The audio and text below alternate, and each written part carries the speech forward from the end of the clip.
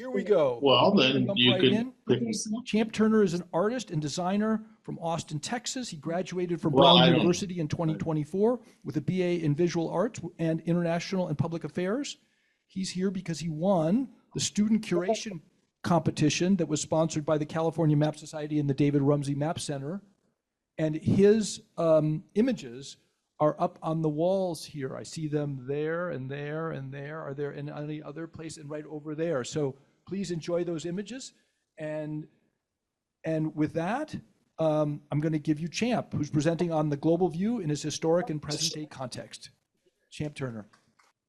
Okay, hello everyone. Thank you all so much for being here. As Tom mentioned, my name is Champ Turner, and I am the curator of the exhibition that's all around you here at the Rumsey Center called Spheres of Influence. And my presentation is titled The Global View in its Historic and Present Day Context. So as Tom also mentioned, I entered the student exhibition competition hosted by the Rumsey Center last year. And after a couple rounds of judging, I was announced as the winner. The contest is co-sponsored by the Rumsey Center and the California Map Society, and it challenges students to design a thematically coherent exhibition using Rumsey Center maps. The winner is given an opportunity to curate their exhibition at Stanford, and I did most of the curation work remotely, and being at Stanford starting yesterday is my first time being here, so I'm also seeing this exhibition for the first time, and it's very exciting. The exhibition is titled Spheres of Influence, Projecting Power and Fear onto the Globe, and it is in the 5 display cases all around you. It's on display here at the Rumsey Center until September 19th, and also available online. A bit about me. I grew up in Austin, Texas. I've always loved maps. They've been a big part of my life, whether that was drawing maps as a kid or reading the atlas or doing the geography bee growing up. I started to think about maps more academically when I got to college. I graduated from Brown University in 2024 last year, and I studied visual art, international public affairs, became interested in Latin American studies, studied abroad in Chile, and did research in the John Carter Brown Library relating to historic cartography. For my senior art thesis, I did a multi-perspective mapping of the Providence River, and so I've always been interested in thinking about maps both as historical artifacts and also art pieces. Following graduation, I moved back home to Texas for a few months, and beginning this year, I moved to Maine, where I did some work for rare book dealer Jim Arsenault and wrote some descriptions for maps, which I feel prepared me very well for my current position at the Library of Congress as a summer intern, working in the Geography and Maps division. I also run a now defunct YouTube channel called Maps from Memory, where I draw maps from memory and do illustrated maps by hand. So with that, I will start and go into the presentation.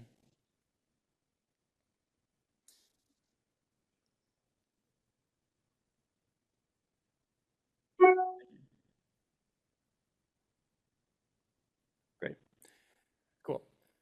So I wanted to start with this image because it's probably an image you've all seen before. This is called the Blue Marble, possibly the most famous image of Earth ever taken. It was taken from Apollo 17 in 1972, and it's notable because it really changed the way people see the planet and their place in the world. It's credited with inspiring the environmental movement and the activism that followed, and making people think about the Earth as an unbroken sphere with no political boundaries, natural topography, and thus communicating the idea that we all share one planet. People were amazed by the representation of the planet they had not seen it before, as this type of way of showing the world is not common in traditional flat maps. And I actually wanted to say that this Earth photography is predated by a few decades by this style of viewing the world as if seen from space. Even before the advent of space travel and satellite photography, there were cartographers that were trying to show the Earth as if it was seen from space. And this is the subject of my talk today, is what I'm calling the global view. So maps that use these same techniques that make this image so impactful to try to communicate other messages about politics, international relations, security, and a variety of other issues. And I would argue that even this image, although it was not created by a cartographer is political in nature because of the impact it's had on how we see the world.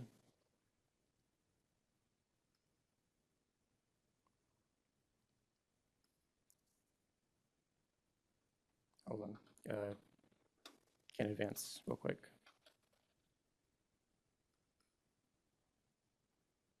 Okay, great. So this exhibition is organized around what I'm calling the global view, which is a term that I sort of coined with the Rumsey Center after some consultation. There's a lot of different names for these kind of maps.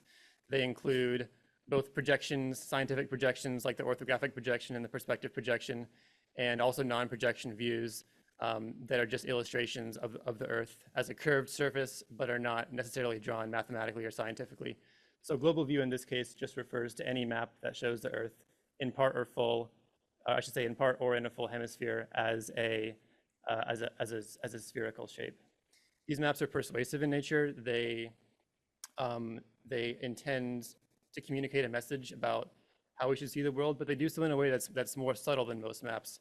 They have an air of objectivity to them because obviously they show the world as it could be imagined from space, from an objective point of view, but at the same time, they feature subtle adjustments and perspective shifts that slightly impact how readers perceive what they're looking at and how they thus see the place in the world.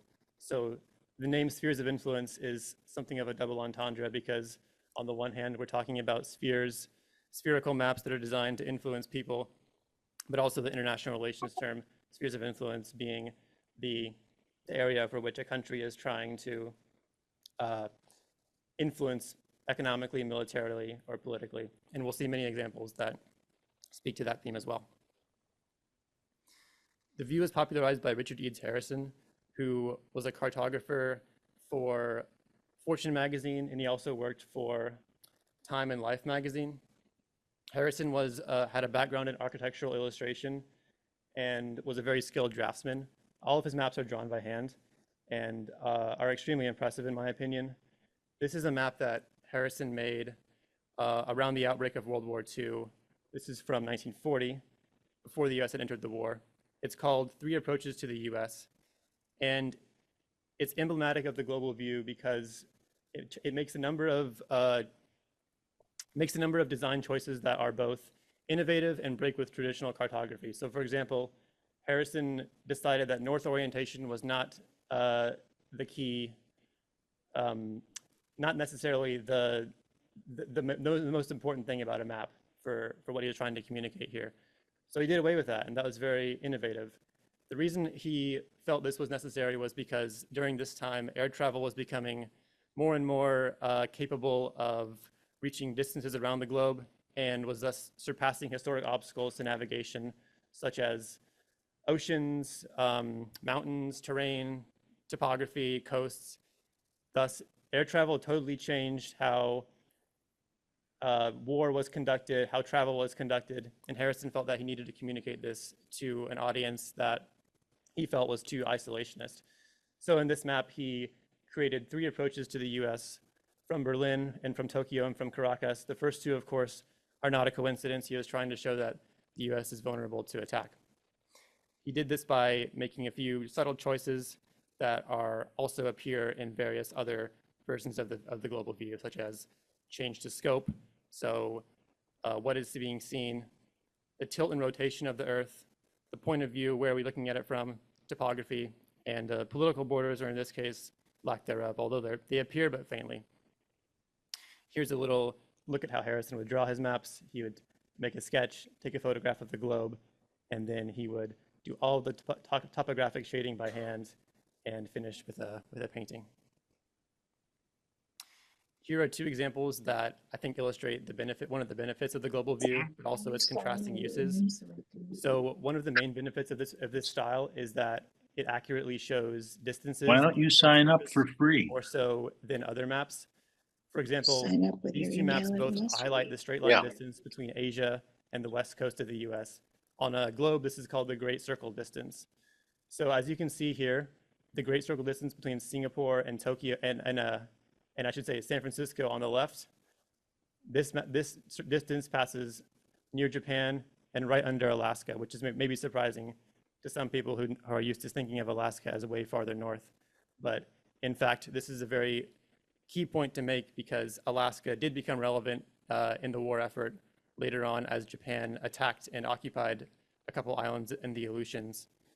So this is the point this map is trying to make here, that we should not ignore Alaska and the northern regions when thinking about how the war effort is gonna play out in the Pacific.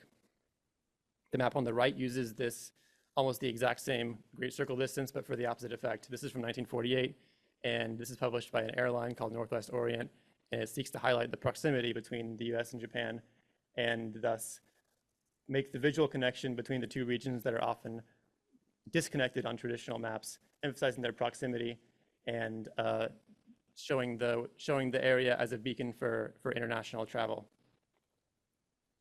Another example of how two different representations of the same region using the global view can have very different impacts on viewer perception.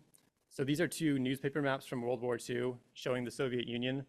The first map shows the Soviet Union as a Russian spider. This is during the time when the Nazis and the Soviet Union had signed a non-aggression pact after partitioning Poland, and thus editorial opinion in the US was unfavorable. So this cartographer sought to portray the Soviet Union as a menace encroaching downward onto Eurasia. Contrast that with a map just a few years later from 1943 that seeks to emphasize the proximity of the Soviet Union to the US, specifically Alaska. This is after the Soviet Union had joined the Allies, of course, and was being resupplied during the summer from northern Arctic routes that enabled supplies to bypass Leningrad and other Soviet ports that were under occupation. During the Cold War, cartographers continued to use this style, but I feel they also experimented with a more ideological turn. These maps are, I feel, reflect more the grand strategies and geopolitical terms of the era, such as expansionism, containment, mutually assured destruction, of course, continuing with spheres of influence. This particular map is a Richard Eads Harrison map from 1944, republished in the 1950s, and one can see why it is a very timeless map because it shows the Soviet perspective or the Russian perspective looking west outwards towards Europe, and at its time of original publication added a sense of urgency towards the Western Allied invasions of Italy and France, and presents a very expansionist view of the Soviet Union's outlook on Europe. And thus many of the predictions made in this map, even without the use of overt political iconography, would indeed come true in the post-war era. Here's another example, a rare example of a Soviet-produced map that I found using the same style. This map was published in English during the Brussels World's Fair in 1958. It portrays the peaceful economic growth in the Soviet Union and also makes a few interesting claims, such as Soviet control over the Arctic, as one can see with expedition routes continuing to the North Pole and downwards towards Europe, also wrapping around the world, metaphorically running off the page, if you will, and thus making a very big claim about Soviet control over the Northern Hemisphere. These are three maps of China that I feel also illustrate the progression in shifting viewpoints of a particular region and how the global view can be modified to adapt to these shifting viewpoints. In the first map, we see a view of China from Guam. This is published from 1941. This map illustrates the supply routes that the US was taking through the mountainous provinces of southern China to resupply the Chinese government in exile. So thus this map presents China as an ally in need of assistance, and we are seeing it from a US perspective. The second map, however, adopts a different perspective. This is published in 1955, and it shows Red China as an expansionist force menacing US allies in East Asia, such as Japan, South Korea, Okinawa, and Taiwan. This map is a completely different interpretation of the global view and features more political iconography, such as the dark red indicating communist countries and the various flags. And finally, the third map is a contemporary map by cartographer Andrew Rhodes.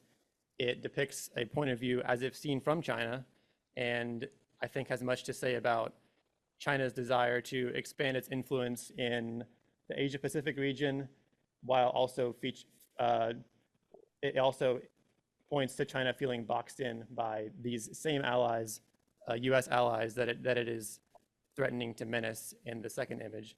So just by the simple inversion of perspective here, even with the absence of political symbology, we're seeing a very different outlook on how China sees the world versus how the U.S. sees China.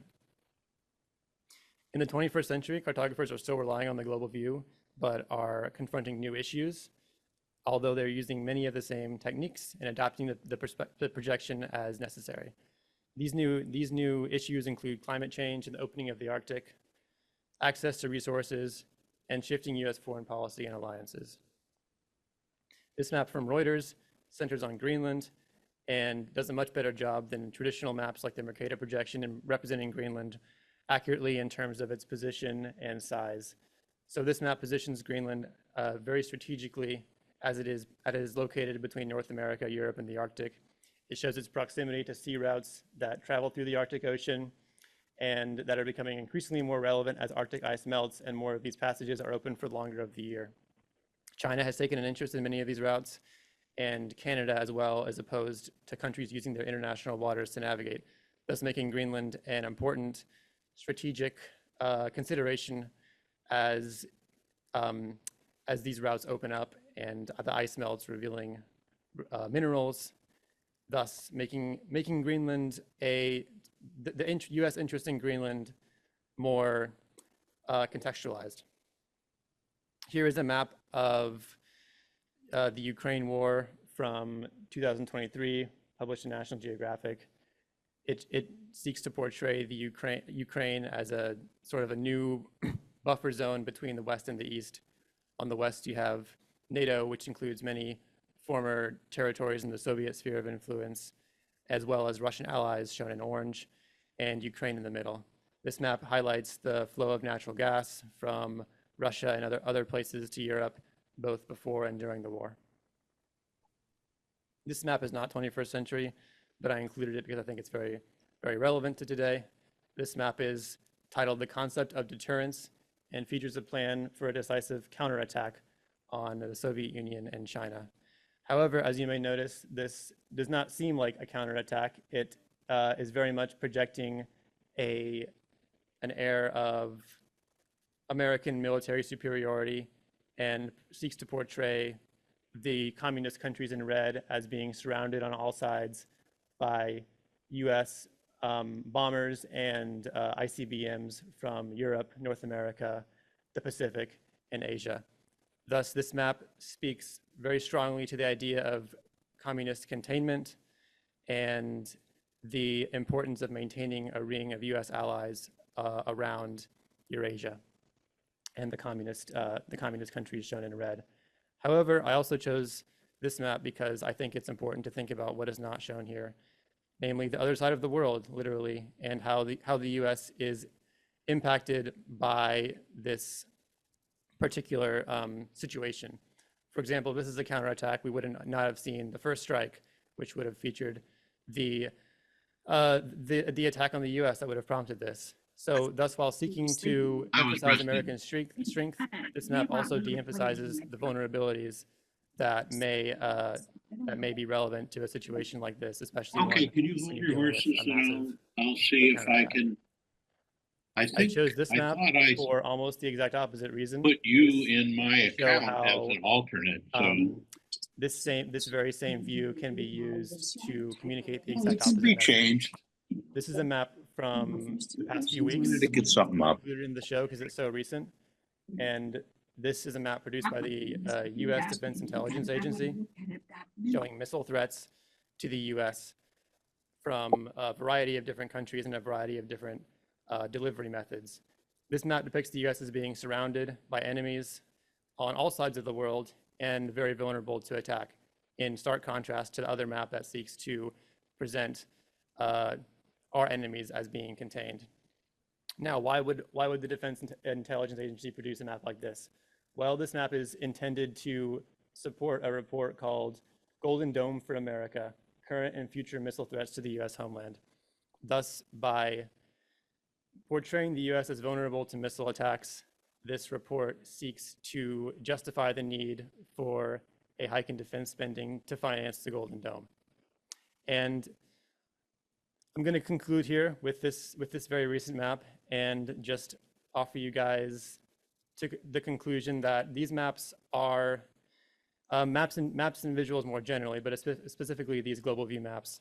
They often hide their persuasive practices under a guise of objectivity by showing the Earth as we think it really exists as a sphere, as we know it exists as a sphere, but are indeed the product of deliberate choices and subtle manipulations to perspective that have a great impact on how we see the world. They always quite literally show only one side of the story at the expense of the other, and this side is a very carefully chosen one. So thank you, everyone. I'll take questions now, and feel free to scan the QR code to see the digital exhibition. And I wanted to thank everyone at the Rumsey Center, Christina, David Rumsey, Professor Susan Schulten, Evan Thornberry, Stace Maples, and yeah, everyone else who helped me with this presentation. So yeah, I'll take questions now, and thank you all very much.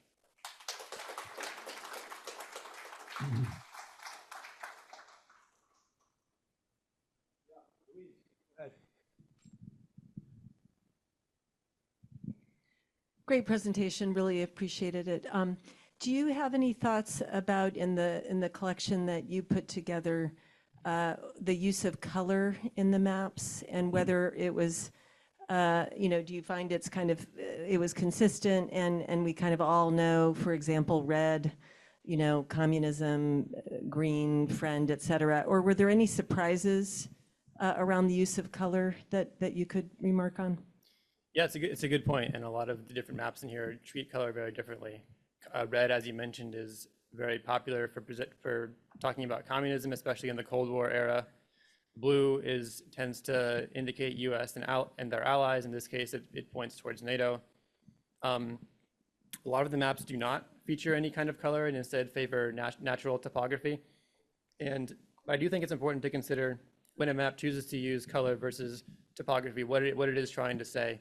The maps that do use color, I think, tend to be much more political in nature and tend to try to have a more clear message of what they're trying to communicate to viewers, while the maps that are less relying on color tend to be more timeless and applicable to a variety of situations. This map, for example, during the war is very political, of course, features a lot of commentary, and is very clear in trying to portray the Soviet Union in a certain way, whereas this map is a little less clear about what exactly it's trying to say, but also thus allows it to be applied to more situations. Other questions? We'll take one over there and then we'll come back here. Yeah, Mike. I'm curious about how you process these maps because they all look so consistent to me for example, I don't see folded newspaper creases or ragged edges, or everything looks so perfect to me. What did you do to make everything consistent? Well, these are all maps from the David Rumsey Center website. These are available online, and I had no role in flattening them out. Even the maps that are on display here, I did not have a role. That was all Christina. So. Well, thank you, and thank you, David Rumsey Map Center. Yes, David Rumsey Map Center is an excellent resource. One more question.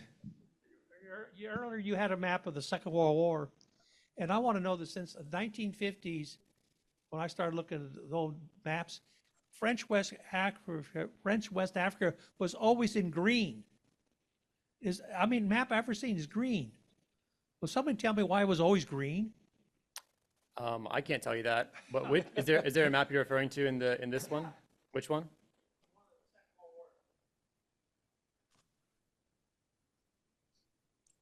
There are a few of those.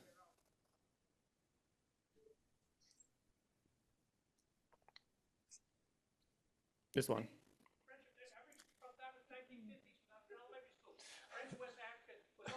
Heiko. It's true. There are some countries.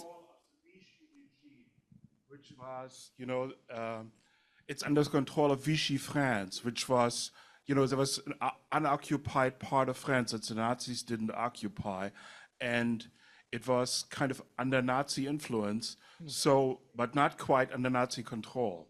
So that's the colonies controlled by the regime and that part of France, and also Spain, Franco-Spain, which was neutral, but sympathizing with the Nazis.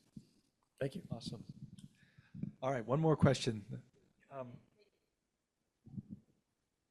I just wanted to say thank you for this wonderful presentation, and it's fun, for all of the old folks in the room that we grew up when all these maps were on the front page of the newspapers or in Life magazine. Just a comment, what you pointed out, which is really interesting, today we're all worried about AI creating these images that really aren't true, and they're being promoted as truth. And here you pointed out that there's a long tradition of using maps to convey a particular point of view as sort of, this is the way it really is. So thank you. Very true. Thank you. Thank you very much for saying that. Yeah, it's the history of images, especially maps, is rife with subtle manipulations and to give them the guise of authority and objectivity. So I'm glad that I was able to communicate that today. Champ, thank you very much. Thank you.